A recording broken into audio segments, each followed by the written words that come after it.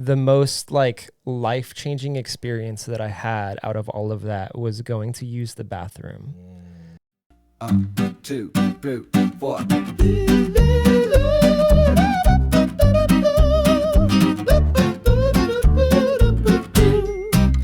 What's up, everybody? It's the STUMIN podcast. The STUMIN podcast. Episode your 22? laptop agreed with that. It was like, ding.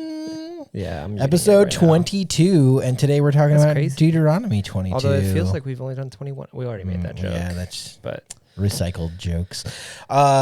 Say quick like thing I want to say at the top today is that when we get to our main question today, it's going to be a little bit deeper, a little bit tougher of a topic. So just be prepared for that. We're going to handle it really carefully, but I just up front want to make sure everybody knows. Diving into a tough passage today. As we call things these kinds of things, the stump the STUMIN. They thought they had us. We want you to ask. If you got difficult questions, we're not afraid. Yeah, we can hang. We can hang. So this one's difficult, but it's also got some difficult things for different audiences. Yeah, so for sure. Listener discretion. Before that, Danny, just want to let you know. Sure. We record a week ahead. Yeah, we do. Okay. Sometimes. Yeah. This week is airing next week, so this coming weekend for us in this box that you're watching us on is we're all going to die, apparently. I don't know if anybody will ever hear this episode. Yeah. Because we're all going to die from a half an inch of ice. No, seriously, listen. Danny and I pulled up a forecast like an hour ago. We were watching this guy on YouTube. He was talking about, and I'm not exaggerating this, exploding trees. Exploding trees. He was like, there'll be potential for enough ice to have exploding tree. Danny looked at me and he's like, is that like a northerner thing? Like, have I lived in the is that a South my whole technical life? term? Yeah. That it was like it's just like when tree branches fall from the ice. This guy on YouTube is posing as a meteorologist at the very least, and I don't know his credentials. He's not like on like Channel 6 News or whatever. Yeah. And he's using phrases like exploding trees, and I'm like, I live somewhere where like ice and snow happened often, and I've never heard the phrase exploding trees before. I'll ask. You know what? I'm gonna text right now a good college friend of mine who's let's do it. He works in meteorology. Yeah, and I haven't talked to him in a while, but I'm just gonna ask him with no context. Like, hey, what is the meteorological phenomenon known as exploding trees? Yeah. see if he's just like, oh, that's when this happens. Like, I've never in my life heard of exploding trees. Like, I'm assuming he's just talking about enough ice to make a tree snap and fall, which is dangerous. Like, you don't want to be under a tree when it drops one of its large limbs. But I was a little taken back by that. He also was like a true sensationalist because he's like, this storm has the potential to be worse than 2021. If you lived in Texas in 2021, you don't believe him. Brutal. And if it is true, oh boy, I don't know when you'll be listening to this pod because we're all going back to the ice age for a while. Buy your toilet paper now, people. Yes, this is your warning. Rush to the store and buy 7 years worth of toilet paper because it's going to be cold this weekend. I'm going to HEB tomorrow to get my Texan. groceries for the weekend, and I'm afraid I'm already too late. You might be too late. I'm afraid it's already going to be cleaned Mallory out. and I went to Costco last night and it was dead. So like people hadn't gotten the word yet as of last night. But like everything, my phone's been blown up with like we're going to get. I legit saw like one thing on Facebook that's like we're going to get 15 feet of snow, and I'm like, I don't think that's like physically possible in Texas. I don't think any of us would survive that. Our houses would just like crush under the weight of that. We're not built for that. As a Midwestern kid, right? Like I lived in the Midwest. That's a lot of for snow. the first 30 years of my life. And it is still just, I've been here almost a decade. It just bothers me how crippling like a really minute amount of winter weather is around here. Like I get it. Like equipment's expensive. They're not going to have snow plows and stuff for like the once every 5 years thing that happens. But in 2021, Danny, we didn't even know each other yet at that point. We didn't. We suffered apart. We didn't have each other to console. To console and spend time with. I mean, when everybody was freaking out about the storm coming in, This is the first like real like everything shut down for days thing we had been in the South. And like, big, yeah. we're like, what? They're talking about like 4 to 6 inches of snow. Yeah. Like what? I don't understand what the problem is. Like, I remember waking up mornings and like it's actively dumping 4 to 6 inches of snow and turning on the TV and waiting to find out if school was canceled. And the people on TV are just like, oh, you're so dumb.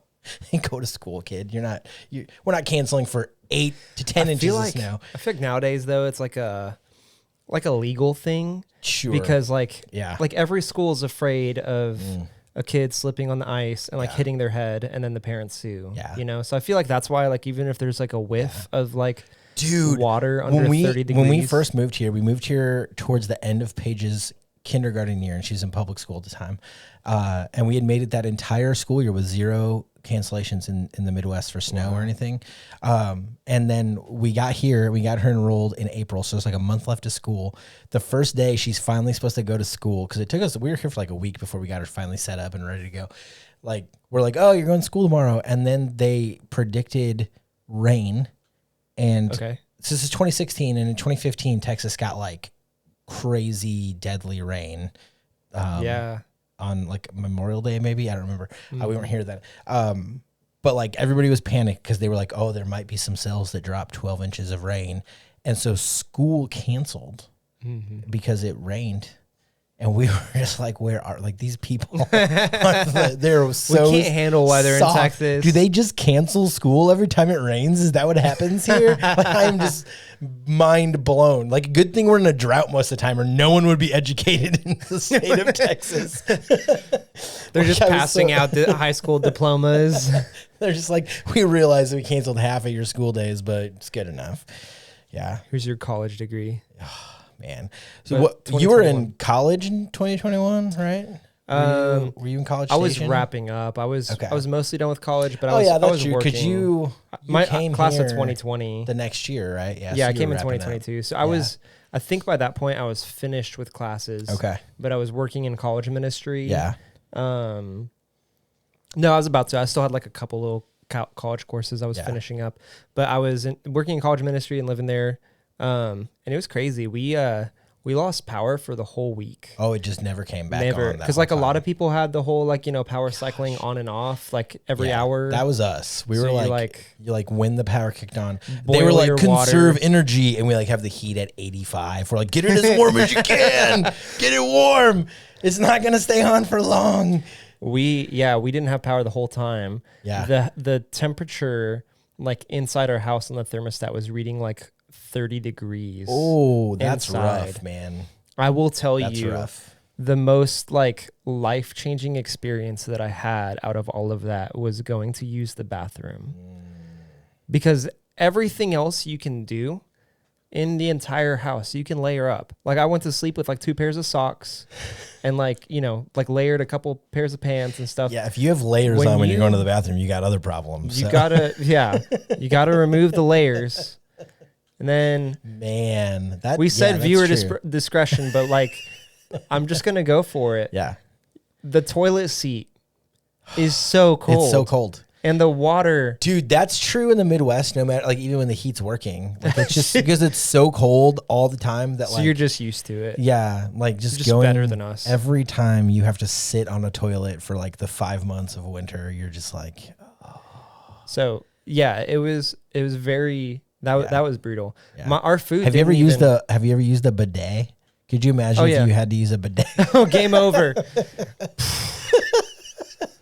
Wow, that would I've used a bidet one time, and it was in the middle of winter. I mean, power was on and stuff, but it wasn't hooked up to the hot water line at all. Oh, so so the water coming out from the lines, it wakes you up. Oh, dude, I was just like, you're wide awake. I was numb. Let's just say that. I was like, I don't know. There could be poop there still, but I have no idea.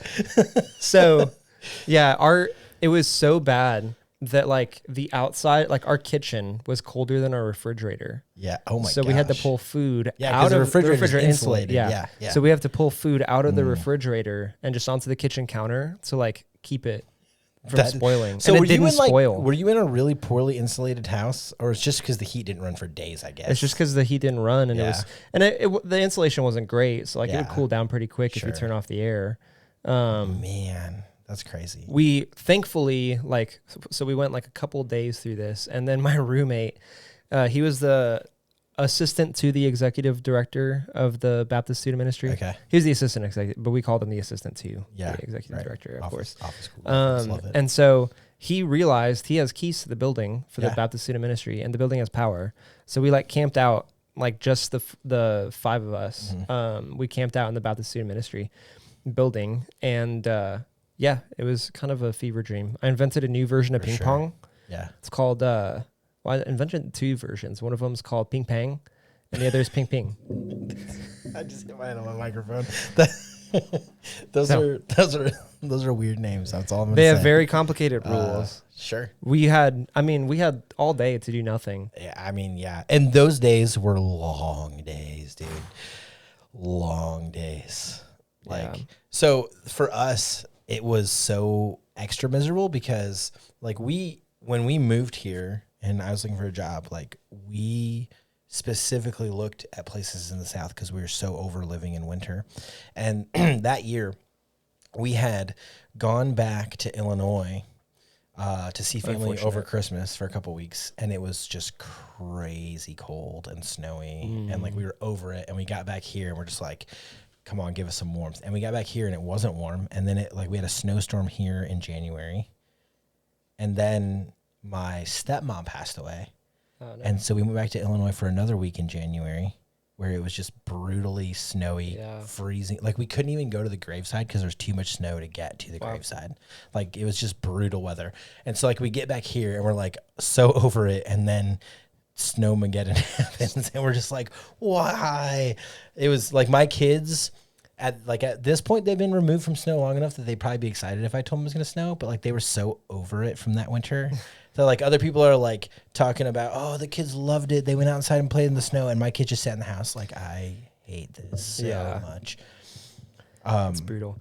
Yeah, it was so bad that I went to India 2 years ago. Yeah. I think. Yeah, just about 2 years ago, I went to India, and I was on a flight. And naturally, when I'm on a flight, especially in those contexts, I'll chat with people sometimes who are sitting next to me. Extrovert. And so, I was chatting with this Indian gentleman next to me, and it comes up because they know we're American, right? It's obvious. And so they ask where are we from America? And I'll say Texas, and they're like, oh, Texas. Yeah. Has its own lore. Yeah. They're like, the first thing this guy says though, he was like, you had a lot of snow, didn't you? And I was like, about that? This. And then, well, it's not only that. So we got married. Megan and I got married. I guess it was a year later. It was that 2022. Yeah, so it was the following year. Following year. But when we went, I can't remember when this trip was, but we went to Romania shortly after. So a year and a half-ish after this happened, we went to Romania. Yeah. And the same thing. We were talking to some Romanian. They're just we heard talking to some from Romanian folks, and they're like, you guys had a lot of snow there, huh? And we're like, this is crazy. It was on the news in Romania. Yeah. That's crazy. And it deserved to be. We deserved as Texans to be mocked. The number one reason they couldn't keep the power on is... So, okay, background real quick. Growing up in Illinois, the joke always was, well, if you during a presidential election, we're oh, well, if that guy gets elected, you can just go to Texas and they'll secede from the Union. And then you get to Texas and you're just oh, I always heard this joke. And they're like, no, yeah, that's a thing that we made sure we can do if we want to. And part of that reality is Texas refuses to be a part of the national power grid. Mm-hmm. And so when Texas can't produce its own power, it can get power from nowhere else. If Illinois can't produce its own power, they just pipe in power from other parts of the country. Other states. I don't understand how that works. It's all way above my head. That they just flip a switch and power flows in from somewhere else is crazy. But Texas, so that it's easier to secede, we have our own power grid. That's right. Darn right. And so we look like idiots when we're just like do it. freezing to death in our houses. It's all gonna pay off when we finally secede. Yes, just secede in the summertime, not because if they come try to fight us from the north, they'll all die in the summertime. But if they come in the winter, we're already shut down. We can't do anything in the winter. If they want to take control, they just need to wait till it's a little icy and we're done. They just need to wait till like there's half an inch of snow and our entire army would have already been on vacation for the day. They're like, we don't need to attack their power grid. It'll fail on its own at some point. Our just government, wait it out. We'd have a lot of government shutdowns every time it snows. Well, in the summer too, they're like always sending out these like, oh, we're trying to avoid rolling blackouts with this heat wave. I'm like, it's 102 every summer. How are we not prepared for this? Wave. Like, what are we talking about? It's not 125 degrees, and we're like, oh, this hasn't happened before. Summer is just a several month long heat wave. Seriously. Come on. What are we doing? Get your act together. Stupid. But don't get on the U.S. power grid because we always got to be ready. Yeah. Gotta be ready. I think it's worth the sacrifice. Mm-hmm. All right. Anyways, we're going to jump into our topic for today. Longer question sent in. This person sent in a handful of, I think, really helpful questions. So we'll work through a few of them here over maybe not week by week, but eventually. We're going to hit this one on Deuteronomy 22 verses 28 and 29. Do you want to read those two verses for us, and then I will ask the question? Sure. So again, remember, this is going to be a little viewer discretion advised. It's a little challenging of a text to read and can be challenging to understand what's going on. So the verses are, if a man meets a virgin who is not betrothed and seizes her and lies with her, and they are found, then the man who lay with her shall give to the father of the young woman 50 shekels of silver, and she shall be his wife, because he has violated her. He may not divorce her all his days.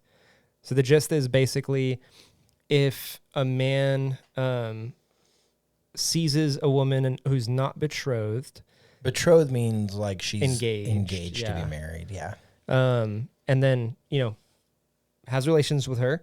Mm-hmm. The punishment then is that the man has to marry her and then pay her father 50 shekels of silver. Yeah. And he cannot divorce her. That's what it is. So I'll read the question. It's long and it has questions and some thoughts, but I think it's helpful just to hear it all. Why would the man face no consequences aside from paying 50 silver shekels? It seems like a slap on the wrist to me. Doesn't this also give men the power to force themselves on whoever they want and have to marry them for life? I know women were treated poorly back then, but wow, the women get zero say in what goes on. I don't understand why this would be in the Bible. Yeah. I think that's a great question. Fantastic. When you read a passage like this.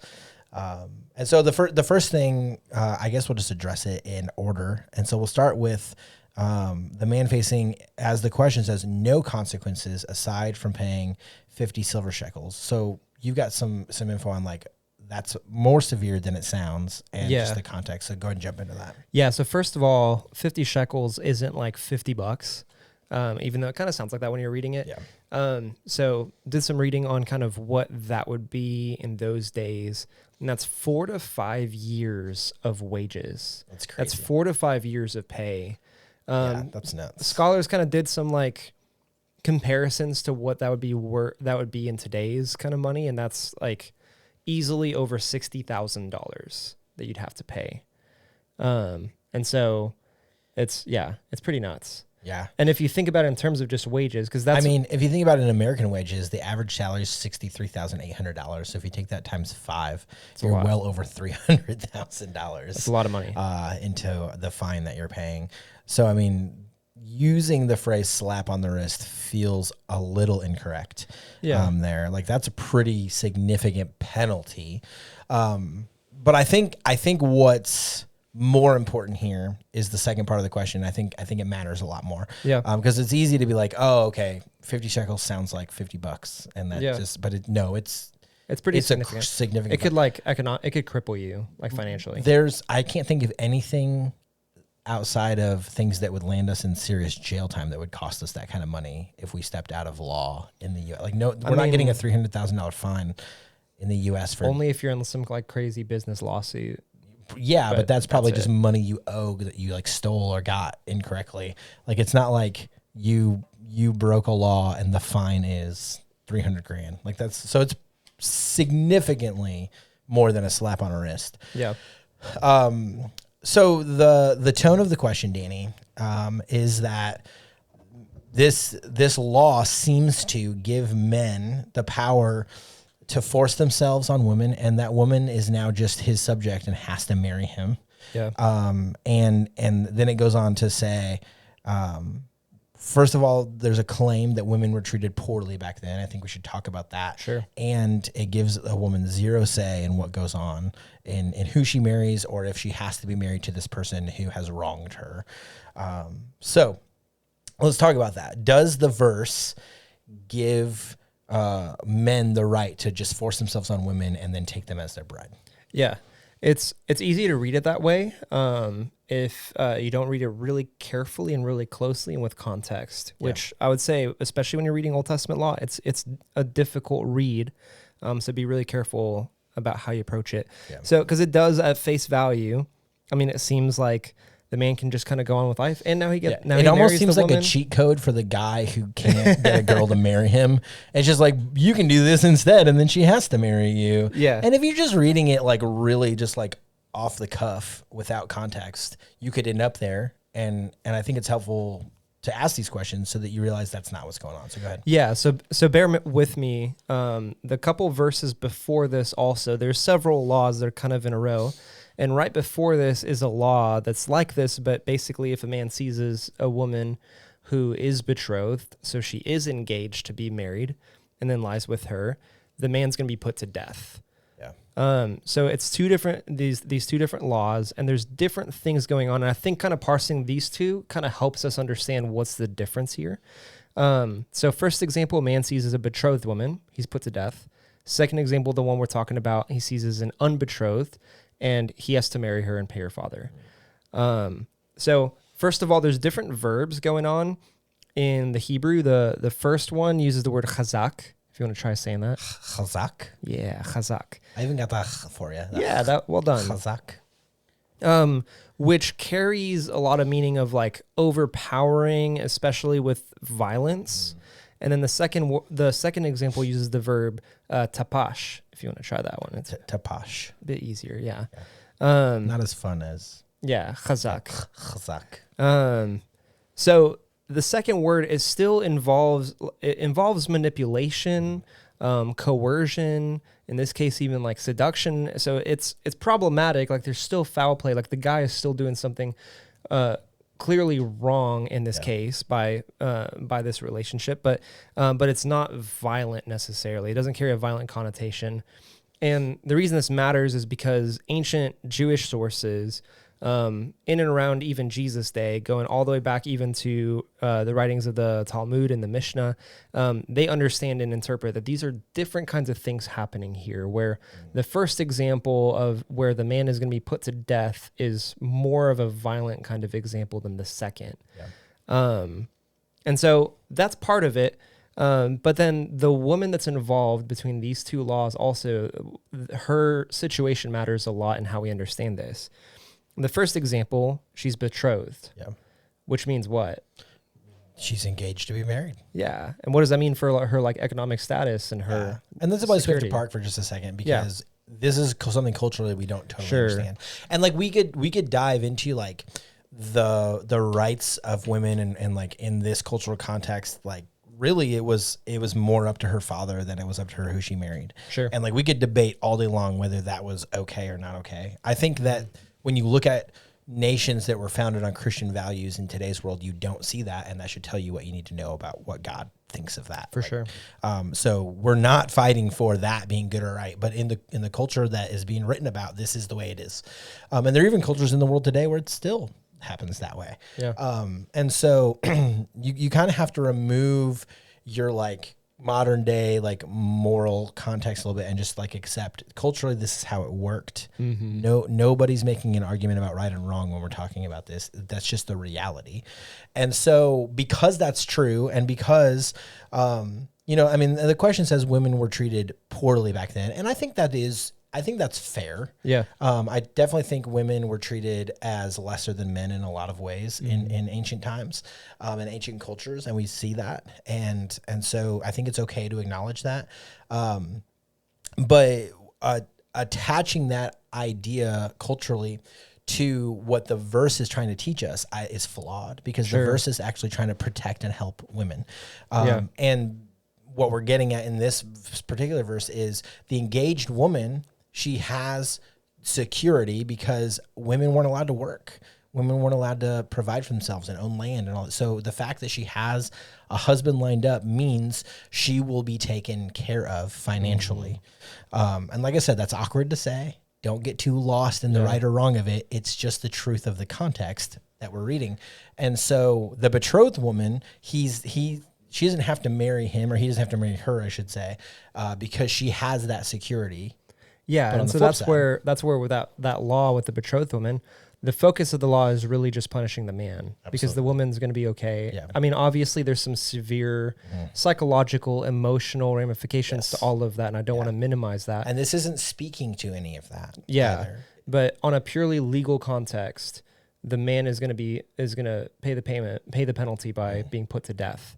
Yeah. In the second case, though, what happens for a woman who's unbetrothed is it really, for her to experience this, obviously, yes, the emotional and the psychological factors, but even just in society, what ends up happening is she's no longer a virgin, which means what most likely happens in these cases is she will be abandoned. Yep. It's seen as shameful, which again is horrible that this is what it was, but talking about ancient context. It's important that you understand Scripture is not saying that the cultural context was good or right. Yeah, it doesn't approve of it. To the reality of it. It's trying to protect the woman. It's trying to give boundaries for how people in that day and age could exist and could work together. Yeah, and because if the unbetrothed woman, if it's just, well, the punishment's on the man, good luck to her, like she's in a bad place at that point, because it's unlikely she's going to be married.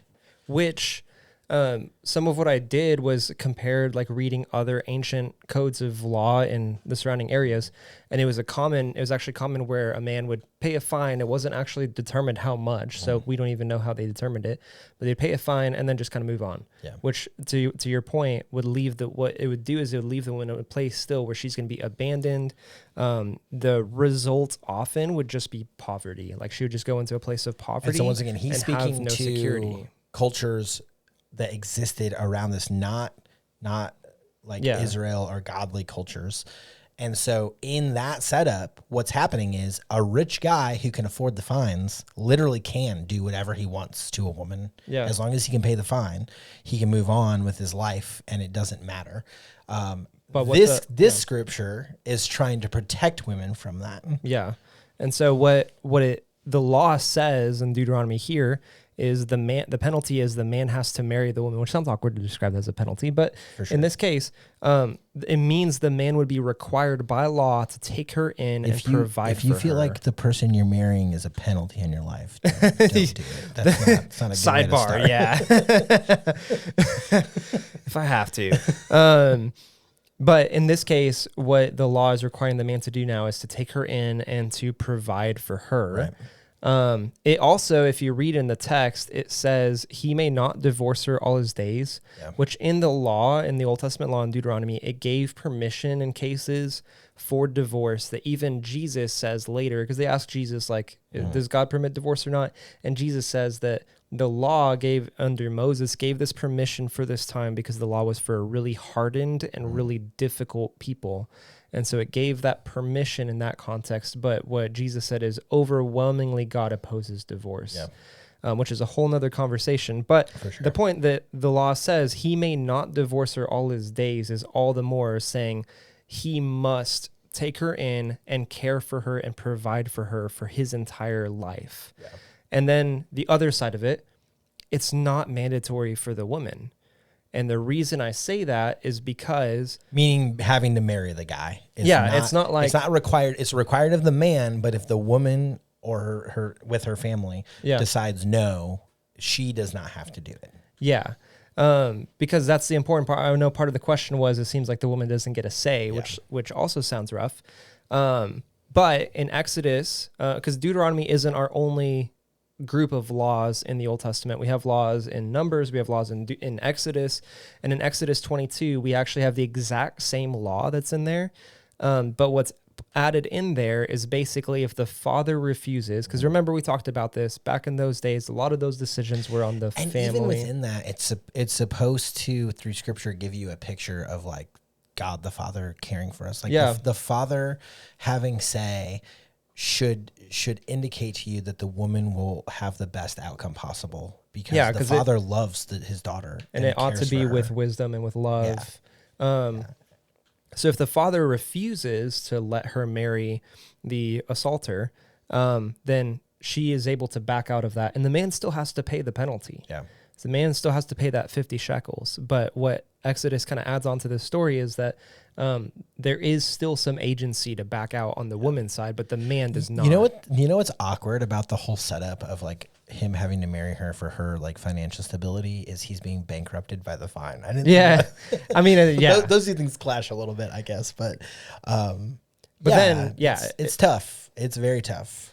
And so, I think some of the point of what's going on in all of this, that like, what do we do with all of it? We have to understand, first of all, the purpose of these laws in Deuteronomy and Exodus, it was actually to protect women and to protect the vulnerable, which is extremely progressive in that day and age, unheard of. Like I mentioned other I mentioned one of the codes of law. You might have heard of the Code of Hammurabi.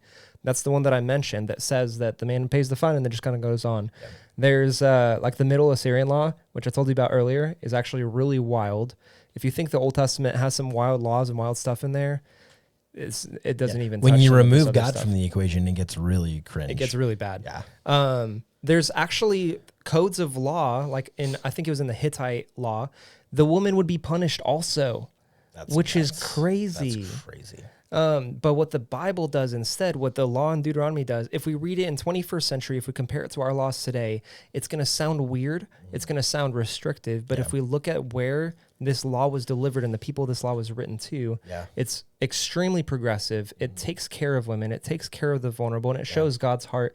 And that's why you don't have like this Old Testament God that's like, do whatever you want with this. And then Jesus. The beauty of it is, because I understand the person who wrote this question, I totally understand how you got to the conclusion that it's degrading to women and that women don't matter and they have no say.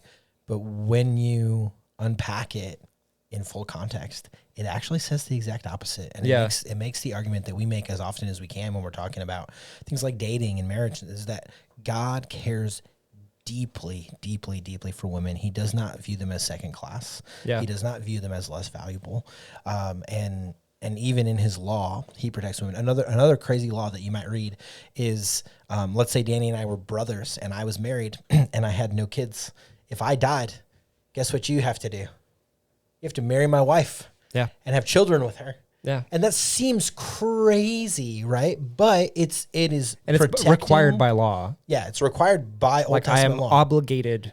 And the reason for it, because like when you just read that, you're just like, the Bible's so weird. Like that is so weird. And then like, like you think about like, if my brother died, like, would his wife even want to marry me? Like what is going on? Yeah. And what's happening is, once again, like a widow is, in the cultural context that this is being written in, is left in a hopeless situation, especially as the law states, because she has no kids, she has no sons that can earn and take care of her.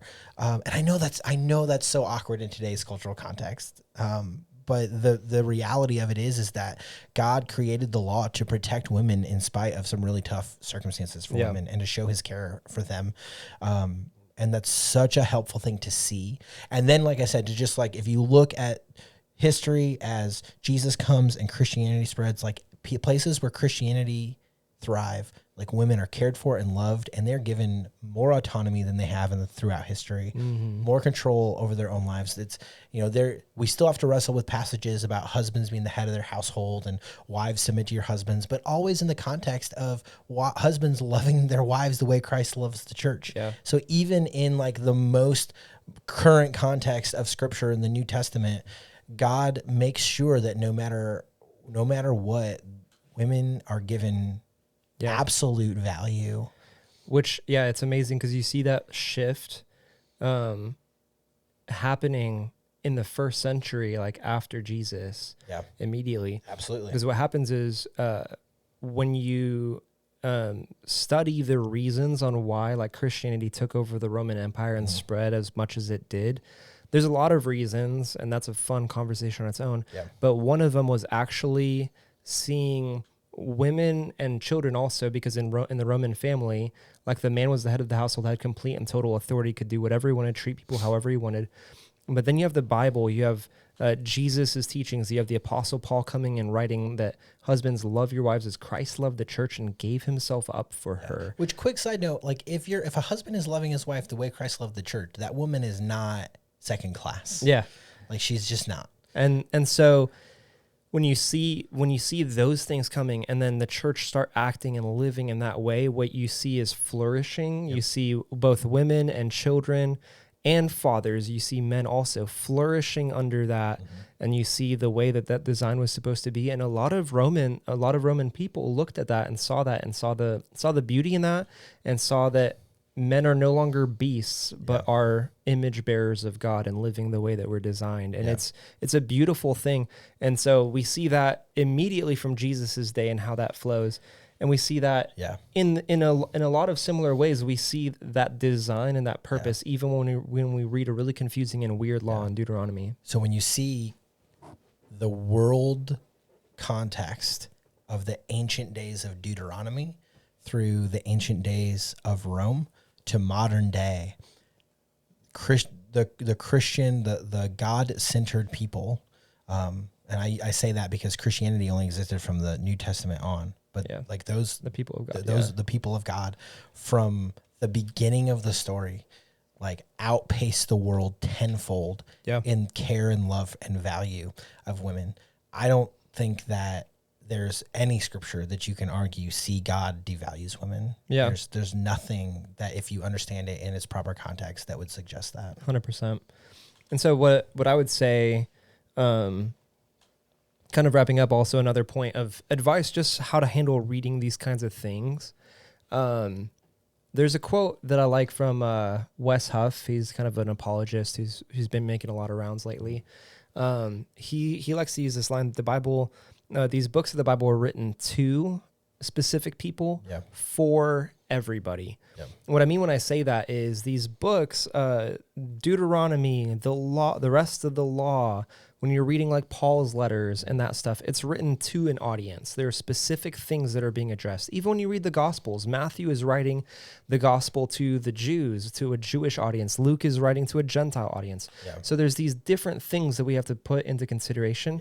But then the Bible, as we say, it's sufficient for all things. It's God-breathed, useful for teaching and rebuking, correcting, and training in righteousness. So it's written for all people.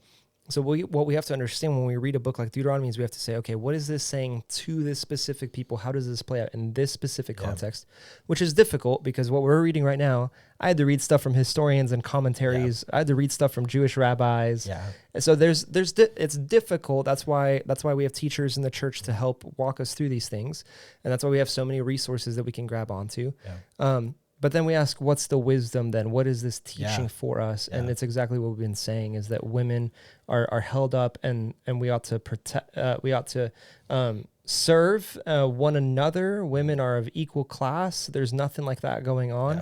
But then also in a broader sense, as a people, we should be all about protecting the vulnerable and caring for the vulnerable. Yeah, because this is Old Testament law that we would say we're not bound to Old Testament law. Because Jesus fulfilled the law and we're under the new covenant and all those things. But it still teaches us, reading these laws that applied in the days of Deuteronomy, teaches us the character of God. And the character of God that we see in this is that men who would degrade and treat women as their possessions to take and do with however they please, they should be severely punished. And it's not okay. It's not a slap on the wrist. It's not severely a slap on the wrist. punished. Yeah. Life-changing punishment. Yeah. And that the women should be protected and cared for no matter what, because they're valued and they matter. And that's the character of God in this passage. So hopefully that's helpful for you. Yeah. If you got more questions, because I'm sure a lot of questions pop up when you're talking about something so difficult, let us know.